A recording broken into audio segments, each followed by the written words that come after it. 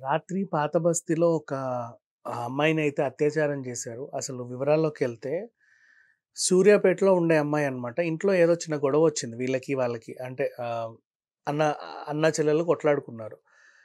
కొట్లాడుకునేసరికి ఆ అబ్బాయి ఈమె మీద చేయి చేసుకున్నాడు. సో, ఈ అమ్మాయి ఏం చేసింది కోపంతోనే ఇల్లు వదిలిపెట్టి బయటికెళ్ళిపోతున్నాను. మీకు నాకు సంబంధం లేదు అని చెప్పి వెంటనే హైదరాబాద్ బస్సెక్కేసింది.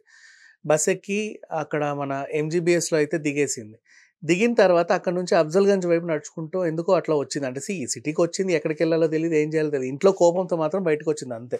రాత్రి అరౌండ్ 10:40 ఆ టైంలో దిగింది. ఓ 11 ప్రాంతం ఆ టైంలో అట్లా నడుస్తా ఉంటే గౌస్ నగర్‌కి చెందినటువంటి ఒక అబ్బాయి శ్రీకాంత్, అలాగే అఫ్జల్‌గంజ్‌కి చెందినటువంటి ఇంకో అబ్బాయి విశ్వనాథ్, కాశీ విశ్వనాథ్. సో, వీళ్ళిద్దరు ఆమెను వెంబడిస్తూ వస్తే ఎక్కడికెళ్ళాలమ్మా అంటే ఆమెను కొంచెం సీరియస్‌గానే నేను పోలీస్ స్టేషన్‌కెళ్ళాలి అని చెప్పింది. అంటే తనకు కూడా ఒక ఆత్మగౌరవం ఉంది. ఇద్దరు అబ్బాయిలు వెంటపడుతున్నారు. ఏం చెప్పింది నేను పోలీస్ స్టేషన్‌కెళ్ళాలంటే వాళ్ళు పారిపోతారేమో అనుకుంది. మేము పోలీస్ స్టేషన్‌కే ఎళ్తున్నాము. మేము అయిన గా గార్డ్, నేను కానిస్టేబుల్ ఆ రకంగా వాళ్ళు బిల్డప్ ఇచ్చేసరికి నమ్మేసింది అమ్మాయి. ఓకే. కానిస్టేబుల్ కాబట్టి నేను నడుస్తుంటే అడిగుంటారులే. సరే పద వీళ్ళు మంచివాళ్ళే గదా! అని చెప్పేసి ఎక్కేసింది బండి. వీళ్ళు కాస్త అక్కడ ఉన్న ఒక స్క్రాప్ గోడౌన్‌కి తీసుకెళ్ళి ఆమె పైన అత్యాచారం చేసేసారు. ఫస్ట్ ఒక ఐస్ క్రీమ్ పార్లర్‌కి తీసుకెళ్లారు. కూర్చోబెట్టి ఏంటమ్మా ఏం జరిగింది అని అడిగితే ఇలా ఇంట్లో గొడవ పడొచ్చానంటే, అవునా సరే దా ఎస్ఐ గారు వస్తారు. నీ బాధంతా చెప్పుకో. కాసేపట్లో లేడీ ఎస్ఐ గూడా వస్తది. ఆమె నీకు అన్ని రకాలుగా చూసుకుంటది. ఇట్లాంటి మాటలు చెప్పేసరికి నమ్మేసింది అమ్మాయి. ఓకేలే అని చెప్పి ఒక ఐస్ క్రీమ్ ఏమన్నా తిన్నావా? ఈ టైంలో ఏమీ దొరకదు. కనీసం ఐస్ క్రీమ్ అన్నా తిను.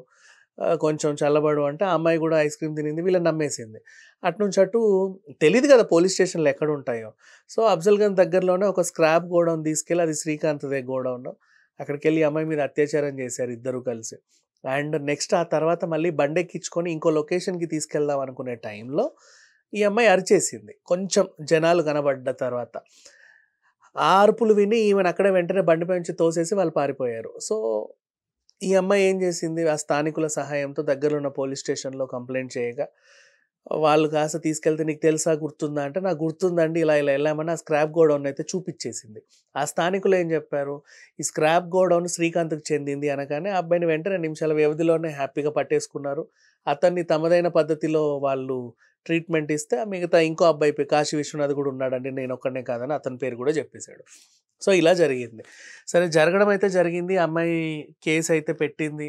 ఓవరాల్‌గా చిన్న తప్పు ఇంట్లో అన్నా, చెల్లెలు కొట్లాడుకున్నారు. అది కాస్త ఇంట్లోకెళ్ళి నేను బయటికెళ్ళిపోతున్నానని జెప్పేసి హైదరాబాద్ బస్సెక్కొచ్చి, ఈరోజు తన జీవితం మొత్తం నాశనం జేసుకుంది ఈ అమ్మాయి. ఇంట్లో గొడవలొస్తాయి. అంటే గొడవలు లేని ఇల్లనేది ఉండదు. నిజంగా చెప్పాలి అనుకుంటే. ప్రతి ఇంట్లో గొడవలుంటాయి. ప్రతి ఇంట్లో ఏదో ఒక సందర్భంలో తల్లిదండ్రుల మధ్యలో, లేకపోతే పిల్లల మధ్యలో, అన్న-చెల్లెల మధ్యలోనో, ఈవెన్ ఉమ్మడి కుటుంబాలుంటే వాళ్ళ మధ్యలో, ప్రతి ఇంట్లో గొడవలనేవి కంపల్సరీగా ఉంటాయి. ఈవెన్ ఇల్లంటే ఓన్లీ ఫ్యామిలీ మెంబర్స్ అనే గాదు. బేసిక్‌గా ఫ్రెండ్స్ ఉంటారు గదా! రూములలో ఎక్కడెక్కడి నుంచో వచ్చి. వాళ్ళ మధ్యలో గూడా గొడవలు అవుతానే ఉంటాయి. గొడవలు లేని ఇల్లనేది ఉండదు. ఎందుకంటే ఆహ్, అన్ని వేళ్ళు సమానంగా ఉండవు కాబట్టి ఎవరి మనస్తత్వం వాళ్ళకి డిఫరెంట్‌గా ఉంటది. ఇంకొకడితో పడనప్పుడే వాళ్ళకి గొడవలు అవుతా ఉంటాయి. కానీ గొడవైన ప్రతిసారి అంతకంత స్ట్రాంగ్ అవుతా వస్తే బంధాలు ఎప్పటికి నిలబడతా ఉంటాయి. ఒక చిన్న గొడవ వచ్చింది గదా! అని జెప్పేసి ఇల్లు వదిలిపెట్టి నీతో నాకు సంబంధం లేదని బయటకొచ్చేసి ఇప్పుడు ఒక అమ్మాయి బయటికొచ్చింది. ఎందుకొచ్చిందో తెలీదు. ఏం గొడవయిందో తెలీదు. హైదరాబాద్ వచ్చేసింది. అసలు ఆమెకు అలా రాసిపెట్టుందని ఆమెకు గూడా తెలీదు.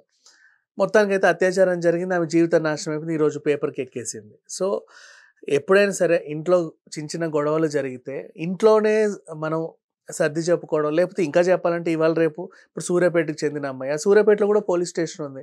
ఎళ్లి అక్కడ కూర్చుంటే మా ఇంట్లో మా అన్నయ్య నన్ను కొడుతున్నాడంటే ఎంతసేపు ఆ ప్రాబ్లమ్ సాల్వ్ అవ్వడానికి? ఇంకా వీళ్ళకి నాకు సంబంధం లేదని చెప్పి హైదరాబాద్ బస్ ఎక్కి ఇక్కడి వరకు వచ్చి మొత్తం తన జీవితాన్నయితే నాశనం చేసుకుంది. ఇంకా ఈమెనే కాదు ఇట్లాంటి వాళ్ళు ఇంకా బోలెడు మందుంటారు. కొన్ని వార్తలు మనకు తెలుస్తాయి. కొన్ని వార్తలు తెలీవు అంతే. అట్లా కలిసిపోతా ఉంటాయి. కానీ ఎప్పుడైనా సరే ఇంట్లో గొడవలొస్తే దయచేసి స్థానికంగా మీకున్న చుట్టాలింటికన్నా ఎళ్ళండి. అంటే పెద్ద మనుషులు ఎవరుంటే వాళ్ళకి చెప్పండి. లేదా ఊరి పెద్దలు ఎవరంటే వాళ్ళ తలుపు కొట్టండి. ఇంకా కాదు అనుకుంటే అసలు అన్నిటికంటే సేఫ్ చక్కగెళ్ళి ఆ పోలీస్ స్టేషన్ తలుపులు కొట్టండి. ఏం ప్రాబ్లమ్ వచ్చింది? మహా అయితే 2 రోజులు మీరు పోలీస్ స్టేషన్‌కెళ్ళావా? మన ఇంటి పరువుని పోలీస్ స్టేషన్‌కి ఈడ్చావని వాళ్ళు 2 మాటలు అంటే అనని, పడండి తప్పులేదు. ఊరొదిలేసి వేరే ఊరెళ్ళిపోతే అసలు మన మీద మనకి సెక్యూరిటీ అనేది ఉండదు. కొంతమంది సరే ఇప్పుడు అత్యాచారం చేసి వదిలేశారు. కొంతమంది పెట్రోల్ పోసి తగలబెట్టి పడేస్తారు. ఇంకొంతమంది చంపేస్తారు. అన్ని రకాలు ఉంటాయి. ప్రాణం అయితే పోతది. ఇప్పుడైనా సరే సగం ప్రాణం పోయినట్టే ఆ అమ్మాయికి.